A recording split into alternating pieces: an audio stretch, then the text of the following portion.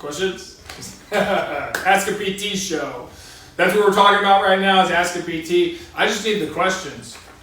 Coach Steve, can you help me out? I'll help you out. All right. Sorry, guys. All right, first question is, why does my knee hurt with stairs? Why does your knee hurt with stairs? So most of the time with the stairs, the biggest problem is that we get our knee in a bad position as we're going up the stairs. So we actually put too much pressure on the kneecap and we're using our quad too much. We're not using our glutes and hamstrings. We know that when you're going up the stairs, we're doing hip extension. We're pushing ourselves up the stairs. We need to be using our glutes and our hamstrings.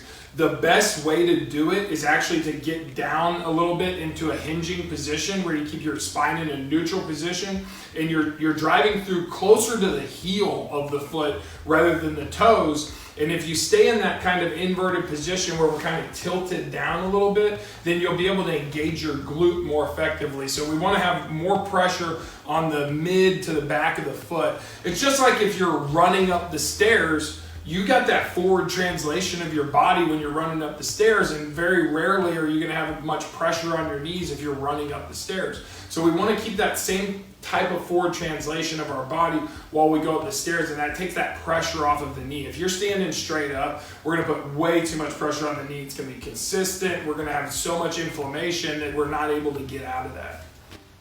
Next question comes from EnergyBug84. What are some ways to strengthen and add flexibility to my feet and ankles? Feet and ankle flexibility. So we want to do flexibility and strength. That's correct. Okay. So that's an interesting question. So some of the things that I like to do with the feet is foot sweeps, where we're taking the foot and we're gripping the ground. So we're creating flexibility, but we're also creating stability with our plantar fascia.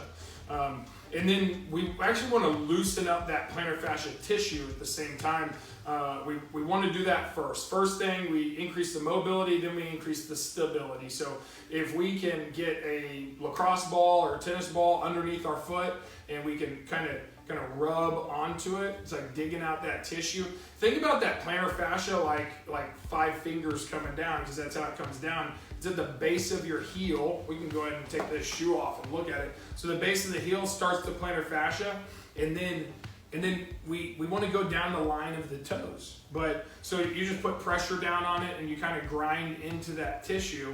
And then once we've done that, probably spend about a minute on that, and then we can do foot sweeps where we're doing something like this, and we want to grip with the toes and then sweep inward without moving the knee very much. So that's going to increase the movement at the ankle, but really start strengthening the foot. There's a lot more stuff that we can do with like just ankle flexibility and dorsiflexion. Ankle flexibility is like extremely important, but that's going to be better answered in other videos.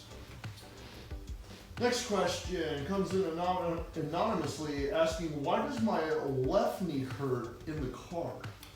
Why does your left knee hurt in the car? Because you're in England driving on the wrong side of the road. Now, does the gas pedal go over there? I have no idea. I've never been in one of those cars.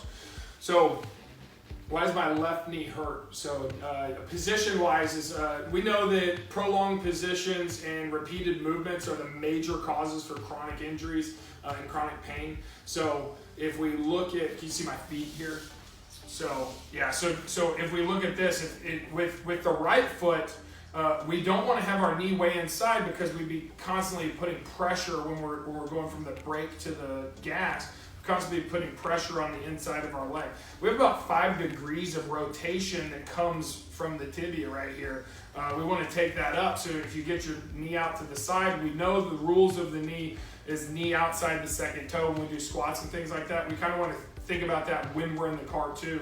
So I'm doing this back and forth, but my knee's out. And so one of the things that I would think that you might be doing in the car is actually having your foot flat and your knee inside like this, so you'd be putting pressure on the inside of the knee. So we're constantly putting that tension and pressure on the inside of the knee.